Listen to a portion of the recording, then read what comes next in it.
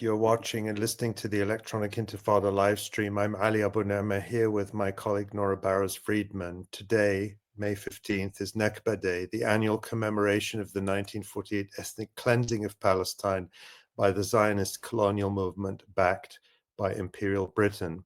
But the Nakba has never ended, only accelerated with Israel's ongoing genocide in Gaza. 1 week ago, Asem Alnabih wrote these words in an Instagram post.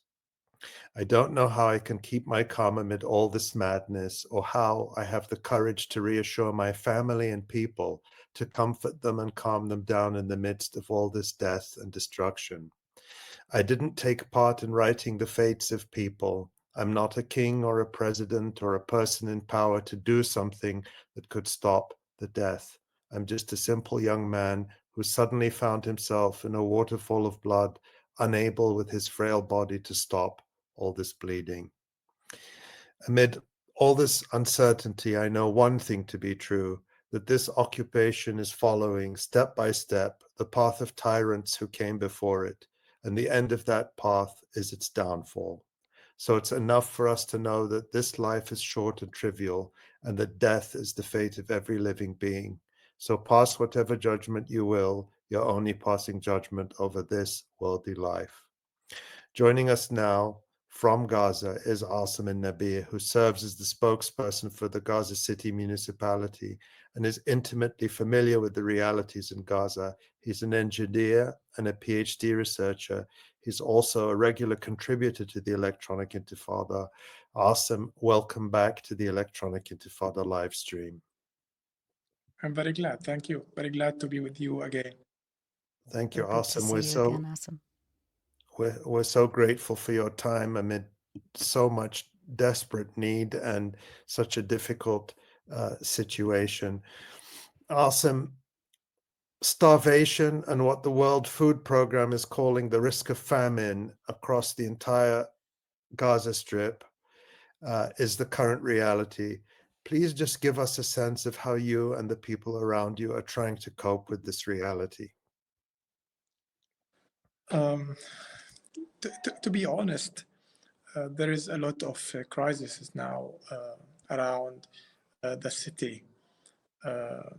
If we talk like a full view to the city, you can see there's destruction in the infrastructure. There is a water scarcity.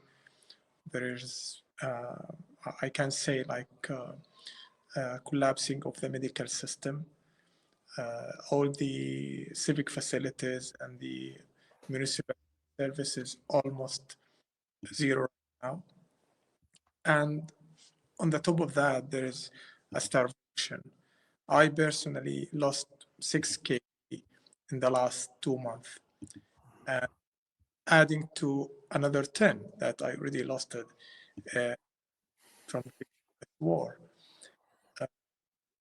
I also did with my colleagues a paper, an article, and we publish it. We have published in a high impact factor journal talking about the starvation in Gaza. One of the, let's say, one of the most important numbers that we found in this paper, that the majority of people, 98% of the total participants in our paper lost more than 18 kg, an average of 18 kg. And based on our study, this is roughly 22% of the total pre-war weight. This is not just a speech or an observation. It's a scientific paper following the systematic scientific procedures. So I can tell you this is starvation, you know, this is engineered starvation. I consider myself lucky because I have a daily meal, usually like rice and salad. I wrote about that. But what about the injured? What about the elderly people? What about the nurse? There's a lot of people who literally they don't have daily meal. And of course, the prices now are like, pricey, and there is limited options on the markets. You can't get even the simplest items like flour and sugar, which is very important now. If you want to do a bread or something, this is the most important thing.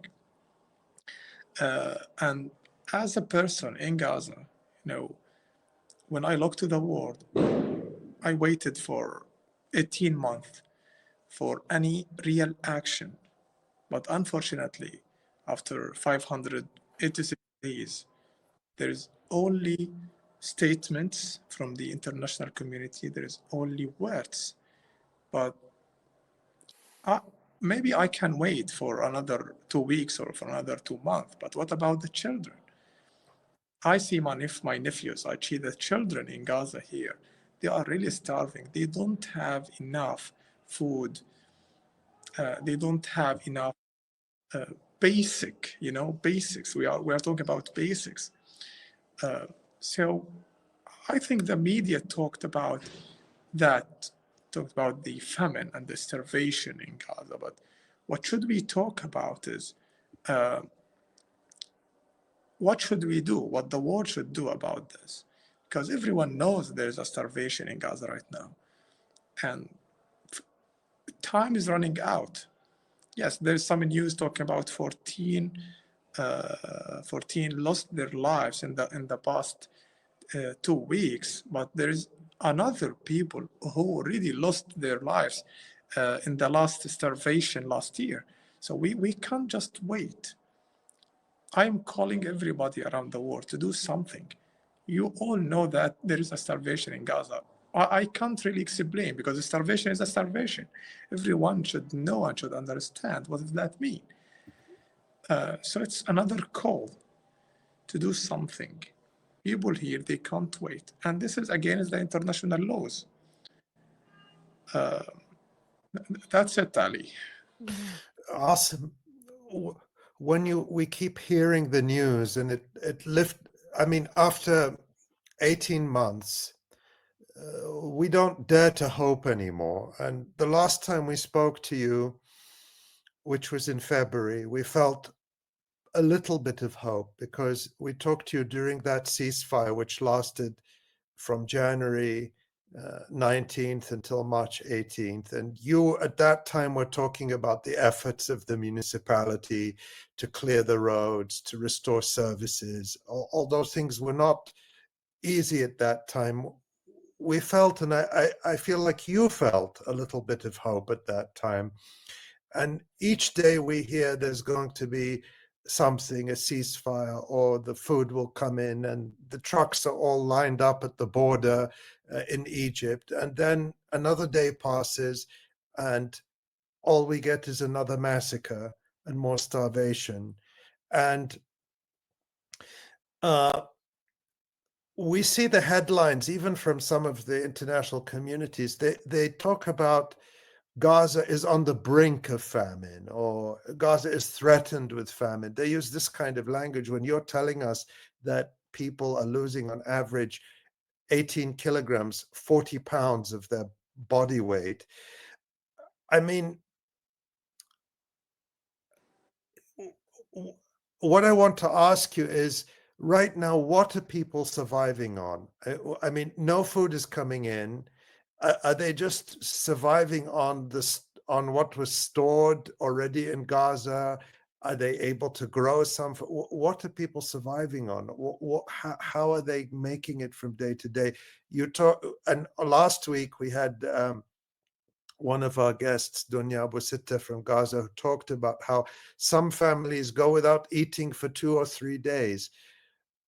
How long can this continue before we start seeing mass death from hunger? I'm sorry to ask such a blunt question. Now people are trying to do, for example, instead of eating 3 meals a day, they are eating 1 meal a day, and they reduce the amount of that meal.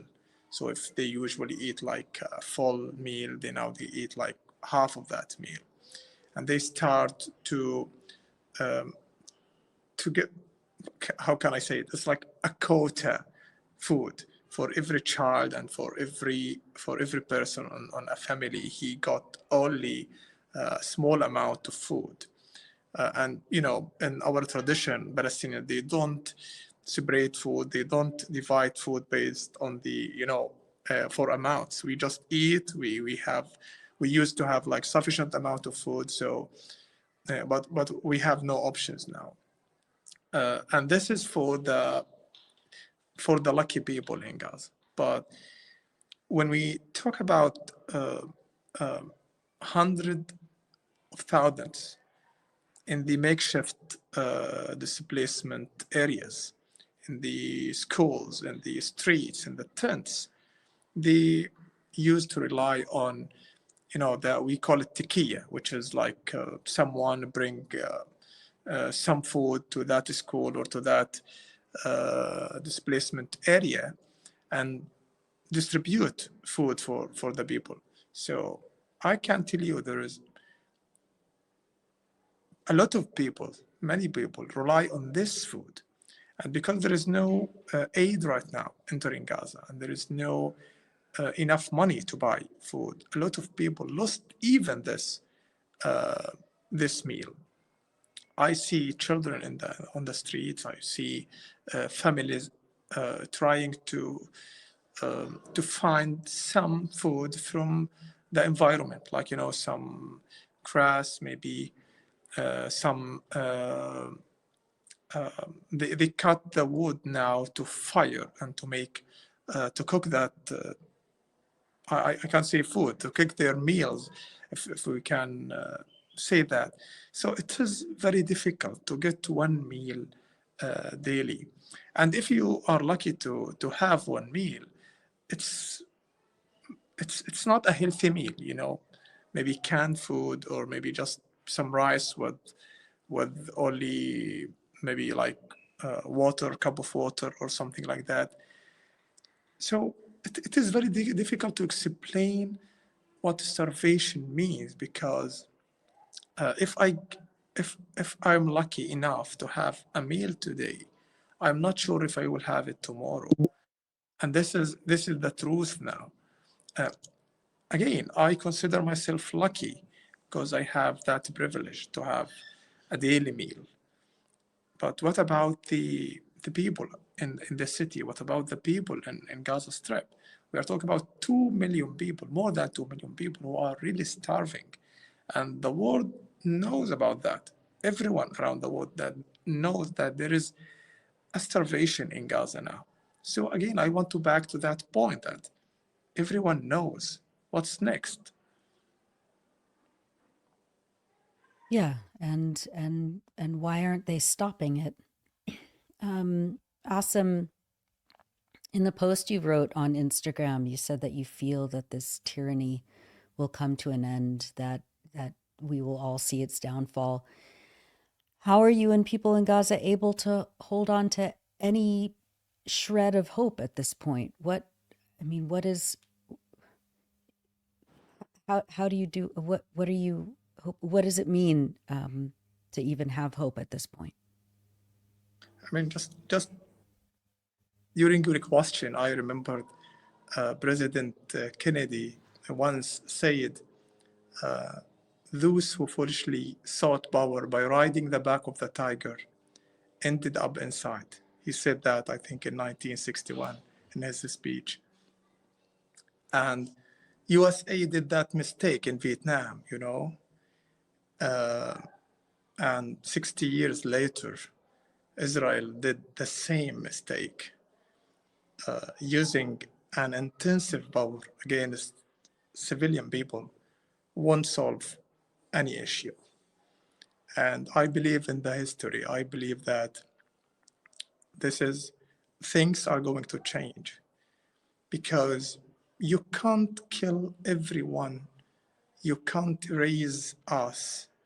A lot of people tried that. And a wise man said,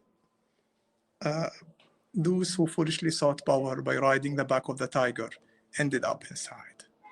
So it is very clear that one day, sooner or later, we will get our freedom. We will get our self-determination. And it is not a difficult and it's not a complicated issue. Palestinian cause is not a complicated issue. It's very simple. There's people here. They lived here for 1,000 years. They ask for their rights. You can't ignore them forever. There is only one solution to give them their rights. And yes, they ignored our voice. And they blamed us for our screaming, but I mean, we won't be silent. We will try our best. We will do everything to get our freedom. And I believe everyone in Gaza Strip, every Palestinian in Palestine and outside Palestine believe the same, that using that power against us won't erase us. So I keep repeating that to my friends, to my family, that they can kill 100,000 people, but they can't kill everyone. So I live for that hope that I hope not, but I might be one of those victims. My family, I lost a lot of my friends, even my nephews, my brother-in-law, but I have to keep that hope inside me to live, to fight. Otherwise, we would leave this land. But I believe things are going to be changed. Sooner or later, we will get our freedom, and the world has to take some actions because everyone is calling for peace. So, and Palestinians, of course. So there is some actions have to be taken from the people in power. And I hope after all of these sacrifices in Gaza and in Palestine, West Bank, Jerusalem, everywhere, we will reach to that point, and you will know, everyone will see that this hope is not in vain. I hope this will be soon. We can't and we don't want to wait for too much time. But I promise this is coming. Awesome. Coming from you, coming from the heart of Gaza, those words carry such depth and weight. And especially on Nakba Day, when we know, I mean, this is the 77th commemoration of the Nakba, which never stopped and never ended, is ongoing. But the Zionists thought that we would be erased and forgotten many decades ago. And we are still here, you're still here, the people in Gaza are still there, and I share your faith, and I know many watching share your faith that we will see Palestine liberated, and all this horror and suffering will not have been for nothing. That I'm sure of that. Awesome.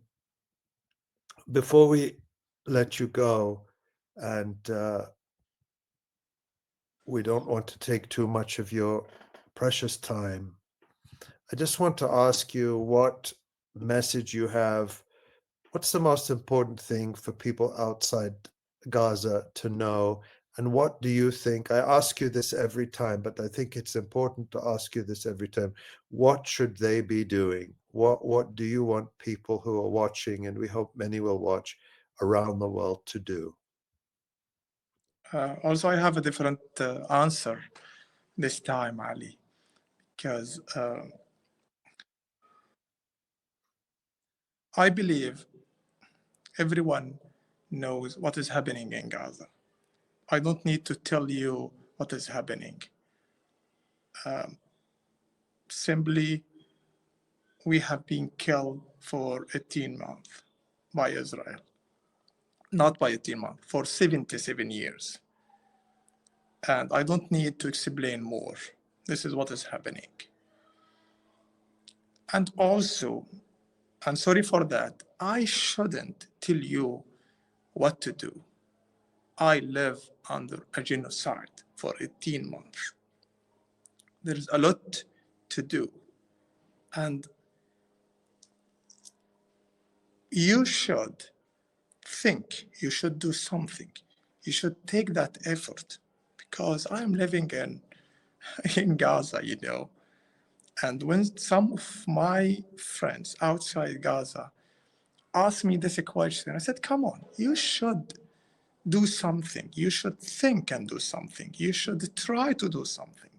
Because as someone said, prayers that don't resist oppression are just like an empty drum beats. Actions is very important. Words is okay. It is very important, but actions is essential. And please don't wait for someone in Gaza to tell the world what they should do. Yes, you should all keep talking about Gaza. You should all tell your friends and families about Gaza. You should all donate the projects in Gaza. You should all do something. But please try to invent things to stop the genocide here. There is more than 2 million people under these miserable conditions for more than 587 days. They can't think, they can't tell anybody what to do, because we care about our daily meals. My father is 60, he turned 60 years in April. And now he's supposed to be in his comfort zone now, enjoying his retirement, but he's carrying water. He has only one meal in a day. So I can't ask him what the people outside Gaza should do. So you should do something, because this blood is not only Palestinian blood. It's anyone in the world.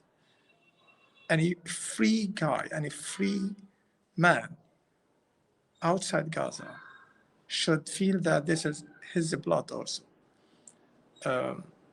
So again, Ali, this is a different question. I don't want to tell you what to do.